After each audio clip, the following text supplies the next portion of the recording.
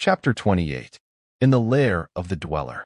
It is with marked hesitation that I begin this chapter, because in it I must deal with an experience so contrary to every known law of physics as to seem impossible.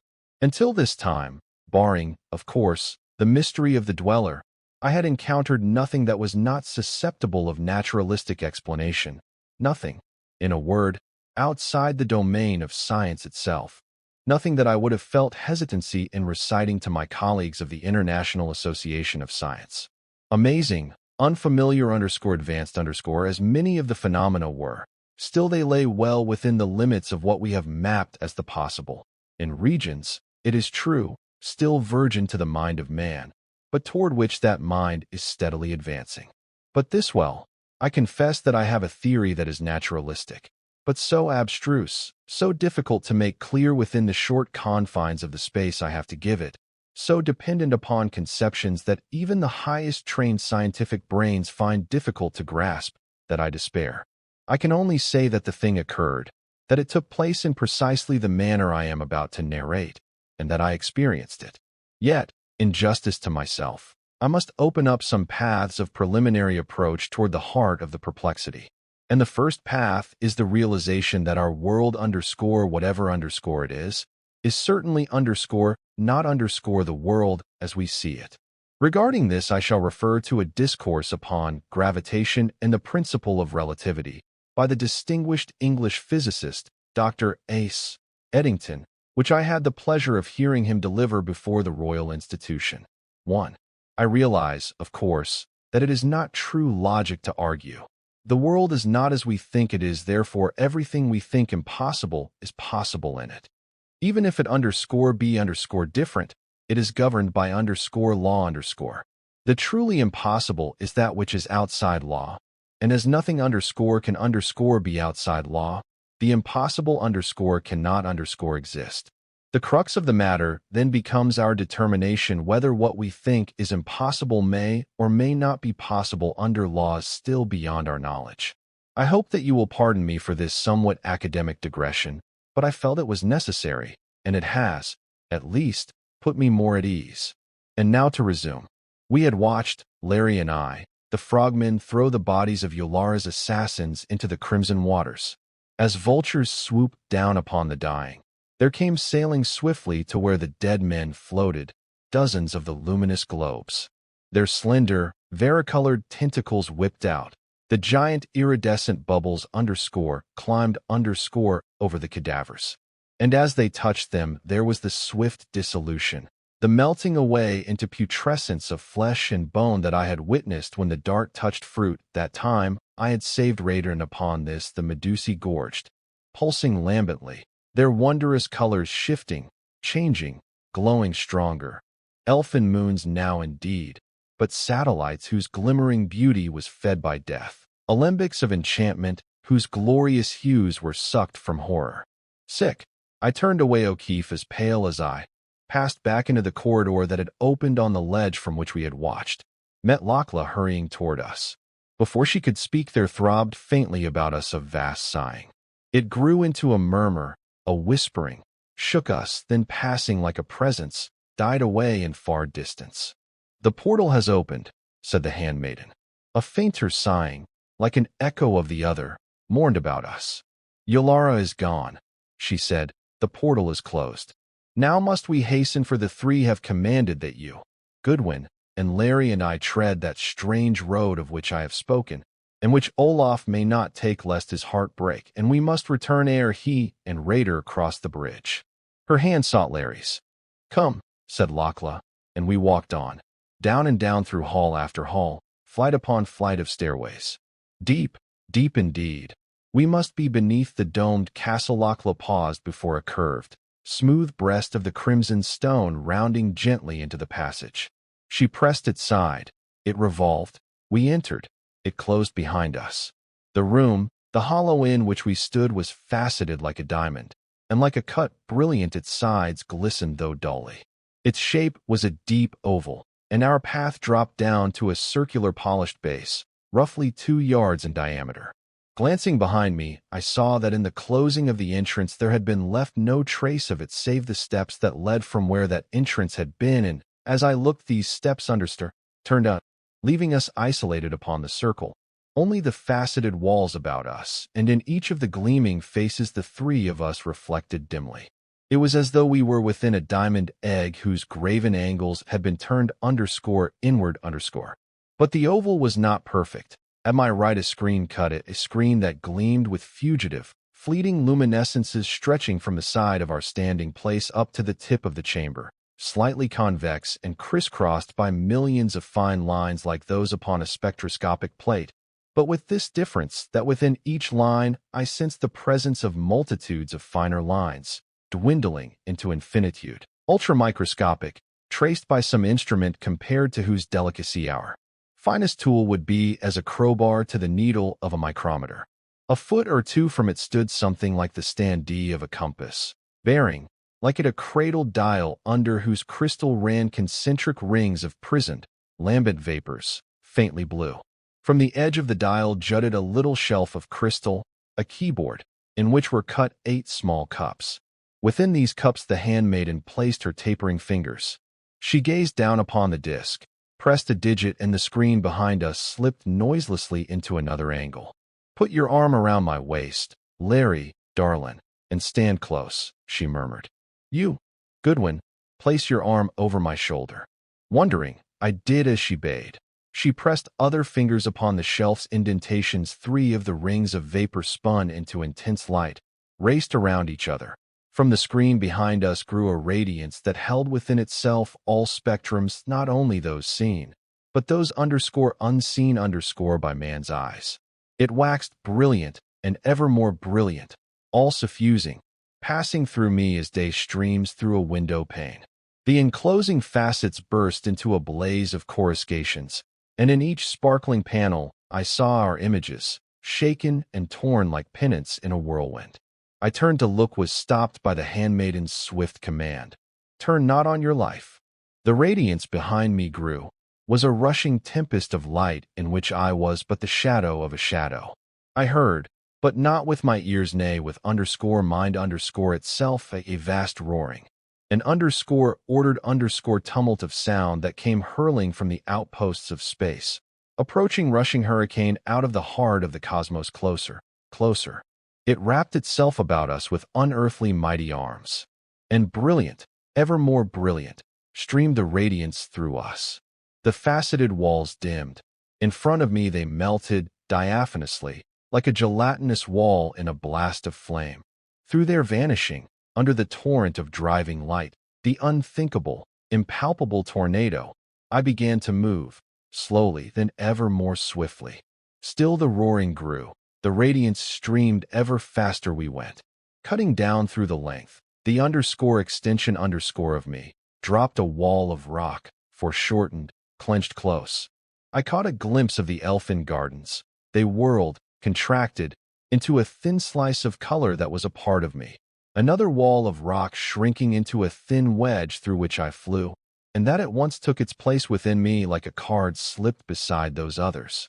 Flashing around me, and from Lachlan and O'Keefe, were nimbuses of flickering scarlet flames. And always the steady hurling forward, appallingly mechanical. Another barrier of rock, a gleam of white waters incorporating themselves into my drawing out in, as were the flowered moss lands. The slicing, rocky walls, still another rampart of cliff, dwindling instantly into the vertical plane of those others. Our flight checked.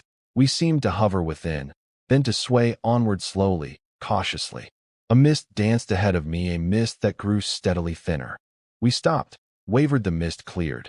I looked out into translucent, green distances, shot with swift prismatic gleamings.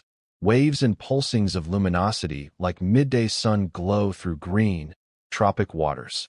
Dancing, scintillating veils of sparkling atoms that flew, hither and yon, through depths of nebulous splendor. And Lachlan and Larry and I saw, like shadow shapes upon a smooth breast of stone 20 feet or more above the surface of this place, a surface spangled with tiny white blossoms gleaming wanly through creeping veils of phosphorescence like smoke of moonfire. We were shadows, and yet we had substance. We were incorporated with, a part of, the rock, and yet we were living flesh and blood. We stretched nor, will I qualify this we underscore stretched underscore through mile upon mile of space that weirdly enough gave at one and the same time an absolute certainty of immense horizontal lengths and a vertical concentration that contained nothing of length, nothing of space whatever. We stood underscore there underscore upon the face of the stone, and still we were underscore here underscore within the faceted oval before the screen of radiance. Steady. It was Lachlan's voice, and not beside me underscore there underscore, but at my ear close before the screen. Steady, Goodwin. And see, the sparkling haze cleared.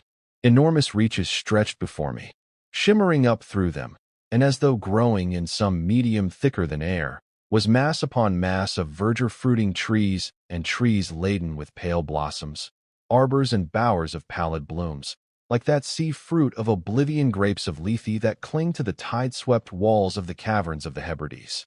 Through them, beyond them, around and about them, drifted and eddied a horde great as that with which Tamerlane swept down upon Rome, vast as the myriads which Genghis Khan rolled upon the caliph's men and women and children clothed in tatters, half nude and wholly naked, slant-eyed Chinese, slow-eyed Malays, islanders black and brown and yellow, fierce-faced warriors of the Solomons with grizzled locks fantastically bedizened, Papuans, feline Javans, Dyaks of hill and shore, hook-nosed, Phoenicians, Romans, straight-browed Greeks, and Vikings centuries underscore beyond underscore their lives, scores of the black-haired Murians, white faces of our own Westerners, men and women and children drifting, eddying each stamped with that mingled horror and rapture, eyes filled with ecstasy and terror entwined, marked by God and devil in embrace, the seal of the shining one, the dead alive, the lost ones,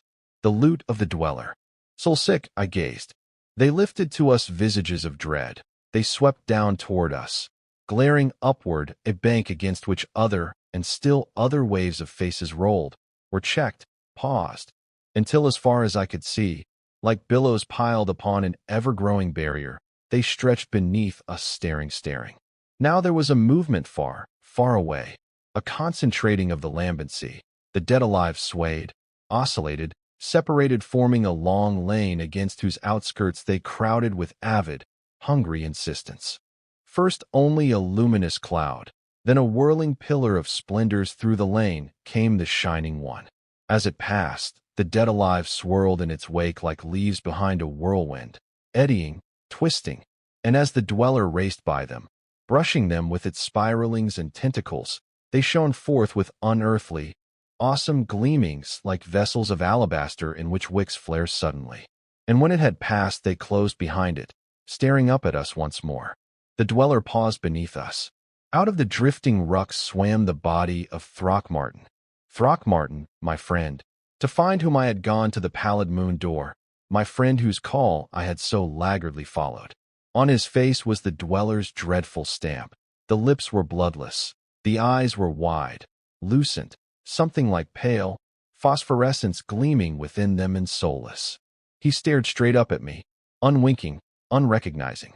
Pressing against his side was a woman, young and gentle, and lovely even through the mask that lay upon her face. And her wide eyes, like Throckmorton's, glowed with the lurking, unholy fires. She pressed against him closely. Though the hordes kept up the faint churning, these two kept ever together, as though bound by unseen fetters. And I knew the girl for Edith, his wife, who in vain effort to save him had cast herself into the dweller's embrace. Throckmorton, I cried. Throckmorton, I'm here. Did he hear? I know now, of course, he could not. But then I waited, hope striving to break through the nightmare hands that gripped my heart. Their wide eyes never left me. There was another movement about them. Others pushed past them. They drifted back, swaying, eddying, and still staring, were lost in the awful throng. Vainly I strained my gaze to find them again, to force some sign of recognition, some awakening of the clean life we know. But they were gone. Try as I would, I could not see them nor Stanton and the northern woman named Thora, who had been the first of that tragic party to be taken by the dweller. Throckmorton, I cried again, despairingly. My tears blinded me. I felt Lachlan's light touch. "Steady," she commanded pitifully. "Steady, Goodwin. You cannot help them now. Steady and watch."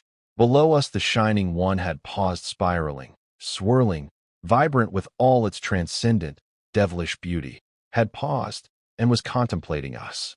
Now I could see clearly that nucleus, that core shot through with flashing veins of radiance, that ever-shifting shape of glory through the shroudings of shimmering, misty plumes, throbbing lacy opalescences, vaporous spiralings of prismatic phantom fires.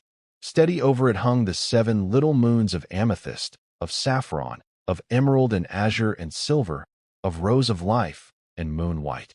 They poised themselves like a diadem, calm, serene, immobile, and down from them into the dweller, piercing plumes and swirls and spirals, ran countless tiny strands, radiations, finer than the finest spun thread of spider's web, gleaming filaments through which seemed to run _power_ from the 7 globes. Like, yes, that was it, miniatures of the 7 torrents of moon flame that poured through the septichromatic high crystals in the moon pool's chamber roof, swam out of the coruscating, hazed the face, both of man and of woman. It was like some ancient, androgynous deity of Etruscan fanes long dust, and yet neither woman nor man. Human and unhuman, seraphic and sinister, benign and malefic, and still no more of these 4 than is flame, which is beautiful whether it warms or devours, or wind whether it feathers the trees or shatters them, or the wave which is wondrous whether it caresses or kills. Subtly, undefinably, it was of our world and of one not ours.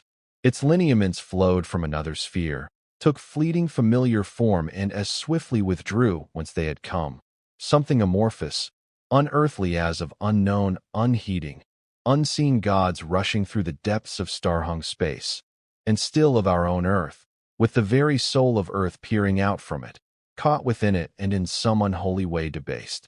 It had eyes that were now only shadows, darkening within its luminosity like veils, falling and falling, opening windows into the unknowable, deepening into softly glowing blue pools, blue as the moon pool itself, then flashing out, and this only when the face bore its most human resemblance, into twin stars large almost as the crown of little moons, and with that same baffling suggestion of peepholes into a world untrodden, alien, perilous to man. "Steady," came Lachlan's voice. Her body leaned against mine. I gripped myself, my brain steadied. I looked again, and I saw that of body, at least body as we know it, the Shining One had nothing but the throbbing, pulsing core streaked with lightning veins of rainbows, and around this, never still, sheathing it, the swirling, glorious veilings of its hell and heaven-born radiance. So the dwellers stood and gazed. Then up toward us swept a reaching, questing spiral. Under my hand Lachlan's shoulder quivered, dead alive, and their master vanished. I had danced, flickered, within the rock, felt a swift sense of shrinking, of withdrawal. Slice upon slice the carded walls of stone, of silvery waters, of elfin gardens slipped from me as cards are withdrawn from a pack. One by one slipped, wheeled, flattened, and lengthened out as I passed through them, and they passed from me. Gasping, shaken, weak, I stood within the faceted oval chamber, arms still about the handmaiden's white shoulder, Larry's hand still clutching her girdle. The roaring, impalpable gale from the cosmos was retreating to the outposts of space was still, the intense, streaming, flooding radiance lessened died. "Now have you beheld," said Lachlan, "and well you trod the road. And now shall you hear, even as the silent ones have commanded, what the Shining One is and how it came to be." The steps flashed back, the doorway into the chamber opened. Larry as silent as we followed her through it.